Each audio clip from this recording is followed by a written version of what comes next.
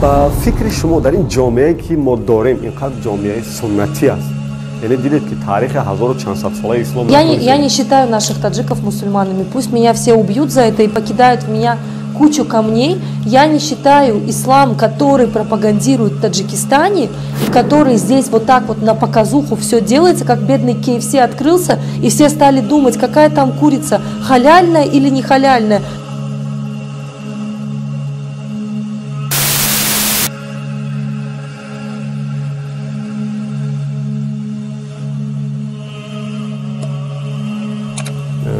Шумо феминист.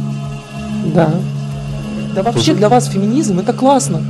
Да, потому что вас не рассматривают как кошелек, как средство добычи своих. چرا این قانون بیشتر از طرف حکومت آمریکا توسط برنامه و تشکیلات‌های تشویق می‌شود که باید این قانون در جامعه ما تغییرات وارد شود و این قانون باید راه اندازی شود و عملی شود. Что Бахарулла говорит, я аз куда пойду, что там дарому Марс Олори? Марс Олори это имеется в виду как этот патриархат. Ну да, изначально патриархат это архаические религии. Да. Да. Но вы знаете, все это говорится и в исламе тоже, но все равно там же главный мужчина. По-любому.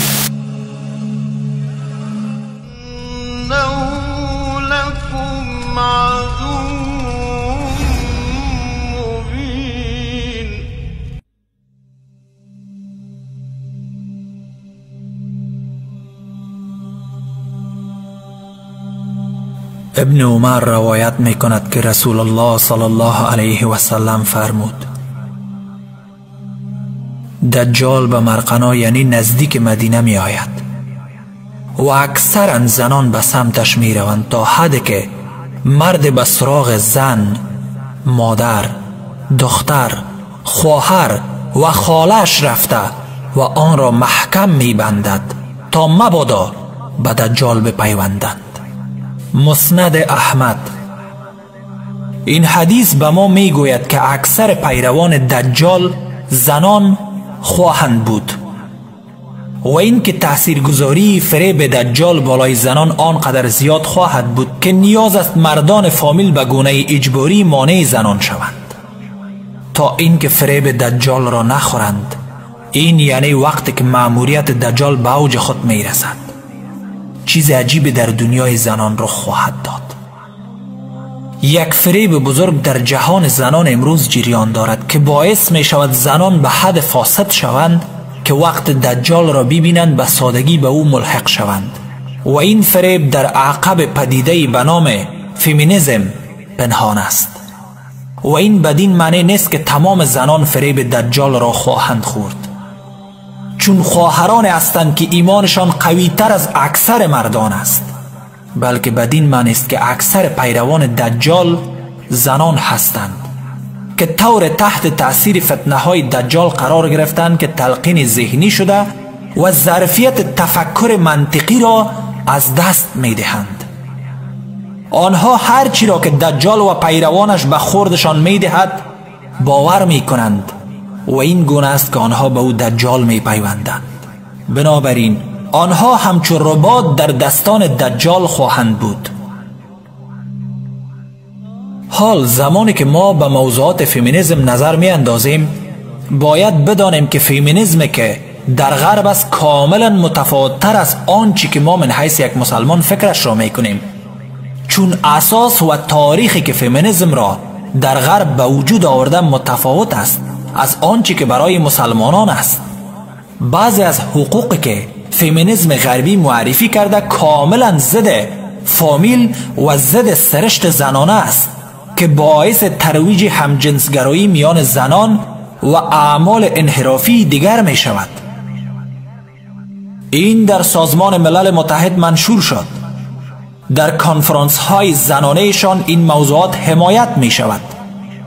دامنه چیزی که مناسب و عادلانه بود حال به یک فمینیسم رادیکال مبدل شده که مردان را دشمن تلقی نموده آنها سخن از جامعه مرد سالار می زنند که یگانه راهی که زنان می توانند واقعا آزاد باشند این است که از شوهر خود طلاق بگیرند. طلاق را گرفته می توانند بدون شوهر صاحب طفل شوند. بله، مخصوصا حال که با واسطه تکنولوژی زنان می توانند بدون دخالت مرد بچه دار شوند. آنها بانک اسپرم را ایجاد کردند. بنان میگویند ما نیاز به مردان نداریم. البته که نیاز به مردان دارید که اسپرم تولید کنند. بنان این طور نیست که شما بگویید ما به مردان نیاز نداریم.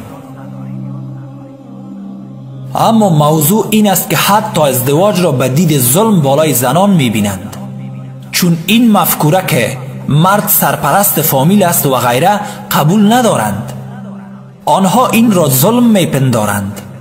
بنابراین آنها بالای نظام خانوادگی حمله را راه اندازی کردند و این بحث چیزی است که تمام کنفرانس های زنان را فرا گرفته، کنفرانس هایی که مرتبط به ملل متحد و غیره هستند. فیمینیست های امریکایی و اروپایی بر مباحثات غالب شدند. می خواهید بدانید آجندای اصلی در عقب فیمینیسم چیست؟ ببینید اهداف اصلی آنها چیست. تا سال 2000 فرزندان خود را طور بزرگ خواهیم کرد که به نیروی بشری باور داشته باشند، نه به خداوند. گلوریا استاین، رهبر جنبش فیمینیستی آمریکا و مأمور CIA. از آنجا که ازدواج باعث بردگی زنان می شود، واضح است که تمرکز جنبش زنان باید بیشتر روی حمله به این تشکیل یعنی فامیل باشد. شیلا کرونین، یک رهبر رادیکال فیمینیست: خاتمه دادن به ازدواج یک شرط لازمی برای آزادی زنان است. بنابراین برای ما مهم است که زنان را ترغیب به ترک شوهرانشان کنیم. تمام تاریخ را باید به دیده ظلم بر زنان وانمود کنیم. از سرنوشت ما باید به ادیان گذشته چون افسون و جادوگری برگردیم. مکتوب درج شده اعلام فیمینیسم در سال 1971. برای این که اطفال را با مساوات بزرگ کنیم، باید آنها را از فامیل ها جدا ساخته و در اجتماع بزرگشان کنیم. ما باید آنها را از هر گونه تأثیرگذاری مردان دور نگه داریم. زنان مهربانترین کاری که یک فامیل بزرگ برای یکی از نوزادان خود میتواند بکنند این است که او را بکشد. سقط جنای نیاز مبرم میلیون ها زن در سراسر دنیاست برای تحقق رویای فردای بهترشان. باید فامیل ها از بین رفته و مردم راه بهتری برای همزیستی بیابند. فروپاشی فامیل ها یک روند انقلابی عینی است. این عجیب است که امروز زنان در مورد نقش خود در اجتماع سردرگم هستند. آنها حیران هستند چون تلاش های زیاد تحت نام فمینیسم صورت می گیرد تا اینکه باعث چنین سردرگمی میان مردم شود و بیشتر این مشکلات زیر پای جنبش فمینیسم است، چون ذهن زنان را طور تغییر داده که زنان ارزش واقعی خود و مسئولیت های مهمی که خالقشان برایشان داده را فراموش کرده اند. چیزی که عوام در مورد فمینیسم فکر میکنند این است که زنان خواهان معاش مساوی بوده و از سختگیری های خاص اجتماعی آزاد باشند و ممکن فکر کنیم که این جنبش است برای خاتمه دادن به ظلم علیه زنان، اما اجندای اصلی خیلی جدی‌تر است. رسول الله صلی الله علیه و سلم می فرماید: یا ابن مسعود، این من اعلام الساعة و اشراطها ملک الصبیان و مؤامرة النساء. ای ابن مسعود، یکی از علائم قیامت این است که مردم جوان ثروتمند خواهند شد و جنبش های فاسد ساختن زنان به وجود می آید. این پیامبر ما صلی الله علیه و سلم که سخن می گوید، او می فرماید مردم جوان ثروت عظیم خواهند داشت، مثل مارک زاکربرگ که قبل از 30 سالگی صاحب ثروت چند میلیارد دلاری شد. و جنبش های را خواهید دید که سبب فاسد شدن زنان می باشند. ببینید چی کسی در عقب این جنبش فمینیسم قرار دارد. اسامه بن زید رضی الله عنه روایت می کند که پیامبر صلی الله علیه و سلم می فرماید: عن اسامه بن زید رضی الله عنهما عن النبی صلی الله علیه و سلم قال: ما تركت بعد فتنه اضر على الرجال من النساء. متفق علیه. اسامه بن زید روایت می کند که پیامبر صلی الله علیه و سلم می فرماید: بعد از خود فتنه خطرناکتر از زنان را برای مردان نگذاشتم. آدم وایسهاپ، بنیانگذار شبکه ایلومیناتی، می گوید: هیچ راه قوی تر از زنان برای نفوذ در مردان نیست. آنها باید مطالعه اصلی ما باشند. ما باید خود را متمرکز به افکار خوب آنها کرده و آنها را تشویق به آزادی از استبداد افکار عمومی و استادگی برای حقوقشان کنیم. این یک تسکین بی‌نظیر برای ذهن برده شده آنهاست که از هر گونه بند رها شوند، چون آنها فقط در تمایلات خود یعنی تحسین شخصی افراط می کنند. یکی از افرادی که با بنیانگذار شبکه ایلومیناتی همکاری میکرد چنین بیان میکند: یکی از چیزهایی که به من گفتند این بود که ما یک شب در خانه بودیم و حرف میزدیم. شروع به خندیدن کرد و گفت آرمون فکر میکنی دلیل جنبش آزادی زنان چی بود؟ چون تا آن زمان در موردش عادی فکر میکردم. گفتم چیزهای از قبیل حق زنان برای کار کردن و حقوق یعنی معاش مساوی با مردان، درست همینطور که میخواهند حق رای دادن داشته باشند. شروع به خندیدن کرد و گفت تو یک احمق هستی. و من گفتم چرا احمق هستم؟ گفت بگذار برایت بگویم هدف اصلی عقب آن چی بود. گفت ما راکفیلرها این جنبش را تامین مالی کردیم. ما جنبش آزادی زنان را تامین مالی کردیم و ما کسانی هستیم که تمام رسانه ها و مجله ها را در کنترل داریم. بنیاد راکفیلرها گفت دو دلیل اساسی وجود داشت. دلیل اولی این که قبل از آزادی زنان نیم جامعه تکس می پرداختند و دلیل دومی این بود که حالا اطفال در سنین کوچکتر به مکتب یعنی مدرسه می روند و ما می توانیم افکارشان را از همان سنین کنترل کنیم و این گونه نظام فامیلی را از بین می بریم و اطفال والدین خود را نه بلکه دولت، مکتب و ادارات را چون فامیل می بینند. بنابر این دو دلیل اساسی برای نهضت آزادی خواهی زنان بود که من آن را تا آن زمان یک چیز خوب می پنداشتم. اما وقتی نیت، اهداف و منشأ شوم آنها را دانستم، شرارت در عقب آن چیزی که فکر می کردم یک حرکت خوب است دیدم. آیا می دانی که گلوریا استاینم در یکی از کتابهایش اقرار کرده که CIA مجله مصر را حمایه مالی کرده؟ نه اصلا نمی دانستم. هیچگاه نشنیده بودم. CIA پشتبان مالی مس مگزین بود. مس مگزین را با اهداف بیان شده یعنی گرفتن مالی از زنان و از بین بردن نظام فامیلی حمایه کرده. شوخی نکن، اصلا نشنیده بودم. خب اگرچه هدفی که در عقب آن بود را می دانستم ولی نمی دانستم که CIA در آن دست دارد. او گلوریا استاینم افتخار می کرد که CIA می خواست او را در راستای کمک به زنان همکاری کند، بنابراین آنان را حمایه کرد. بله، هدفشان تفرق انداختن و حکومت کردن است. کاری که آنها کردند این بود که روی مشکلات اصلی تمرکز کنند. از طرق مختلف اصلاحات در امور زنان آوردند ولی هدف کمک کردن به طبقه ممتاز نبود. می‌خواستند واقعاً اصلاحات آورده و مردان را از آنان دور سازند.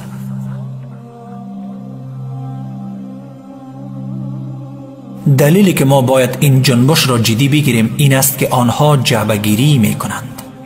حدس و گمان‌هایی را به وجود می‌آورند.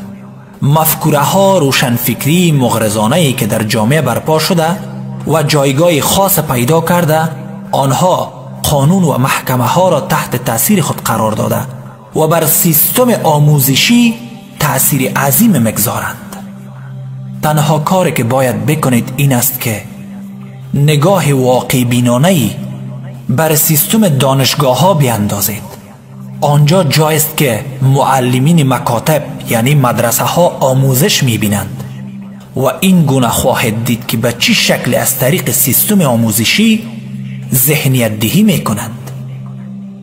آنها سعی بر این دارند که قوانین را ایجاد کنند و ما ناچاریم که با همون قوانینی که اساسات اخلاق و دیدگاه های دینی را از بین می برند زندگی کنیم و افکار خود را از هر طریق ممکن بالای مردم تحمیل می کنند، خواه از طریق آموزش باشد، خواه سرگرمی، و در نتیجه جامعه تلقین شده خواهیم داشت که تمام افکار شیطانی آنها را پیروی می کنند.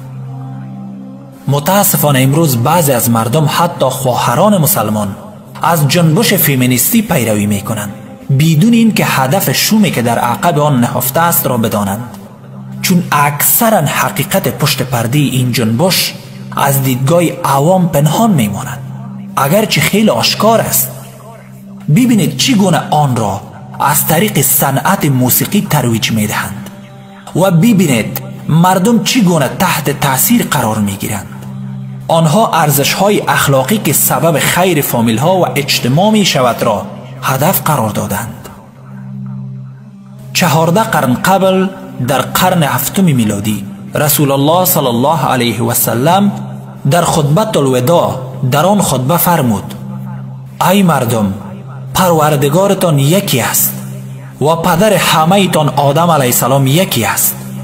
به الله سوگند هیچ برتری عرب نسبت به عجم ندارد و نه عجم کدام برتری نسبت به عرب دارد و نه سفید پوست بر سیاه پوست برتری دارد و نه سیاه پوست بر سفید پوست، جز بر حسب تقوایشان.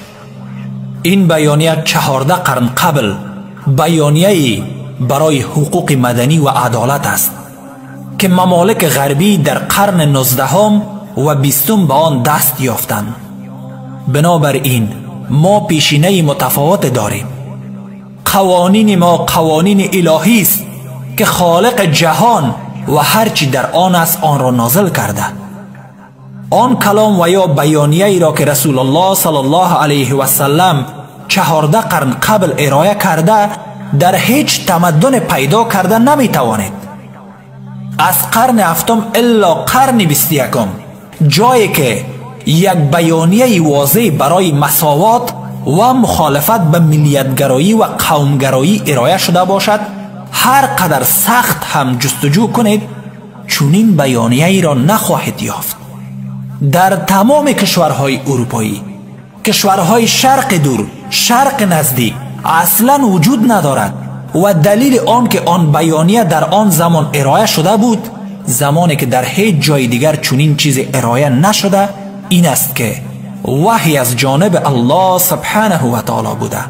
به همین دلیل 14 قرن قبل ارائه شده بود، زمانی که هیچ کسی در هیچ جای دنیا به آن فکر نمی کرد. بنابراین وقت ما به موضوعات فمینیسم مشاهده می کنیم، باید آنها را از این زاویه ببینیم که اسلام از قبل به اساسات حقوق زن پرداخته. همش در اسلام موجود است. حقوقی که برای منفعت زنان است همه در اسلام موجودند. هیچ طرز تفکری، هیچ جنبش سیاسی، هیچ ارتشی، هیچ تمدنی، هیچ فرهنگی مانند اسلام حقوقی برای زنان در نظر نگرفته. زنان زنده به گور و دختران در نوزادی کشته می شدند. هیچ حقی برایشان قائل نمی شدند. زنان در همه جوامع برده بودند. حتی کشورهای اروپایی آنها برده بودند و خرید و فروش می شدند. هیچ حقوقی نداشتند، کشته می شدند. و وقتی اسلام آمد برایشان تحت قانون حقوق مساوی قائل شد و نیز واضح ساخت که زن روح یعنی نفس دارد. حالا این ممکن است عجیب به نظر برسد. الله سبحانه و تعالی می فرماید کل نفس بما کسبت رهینتون، هر نفسی مسئول اعمال خود است. و این ممکن است عجیب باشد. چرا میگوییم زنان روح دارند؟ ما آن را میدانیم، اما از کلیسای عیسویان در قرن 20 پرسیده شد آیا زنان روح دارند؟ و بعضی از کشیشان و کاهنان گفتند نه، آنها موجودات فاقد روح هستند. تا قرن 20 به این فکر بودند.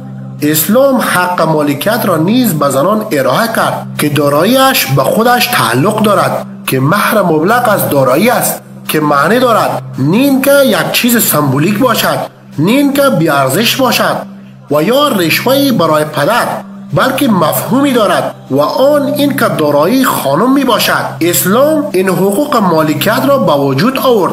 بنابراین تا امروز حق دارد که مالک دارایی خود باشد و بالای حساب بانکی خود حق دارد. مجبور نیست که پول خود را در حساب بانکی شوهرش واریز کند. اسلام نیز میگوید که او مجبور نیست که تخلص یعنی نام خانوادگی شوهر را بر خود بگذارد. او میتواند نام خانوادگی خود را حفظ کند. او پدر و مادر خود را دارد. حقیقت این است که فشار مداوم در این برای استقلال است که این دو فرد با هم ازدواج کرده. زوجین زمان زوجین میگوییم، معناش همراه است. زوجین دو همراهی که مکمل همدیگر هستند که خصوصیاتشان این نباشد که با هم مشکل تراشی و دعوا کنند، بلکه مکمل همدیگر باشند.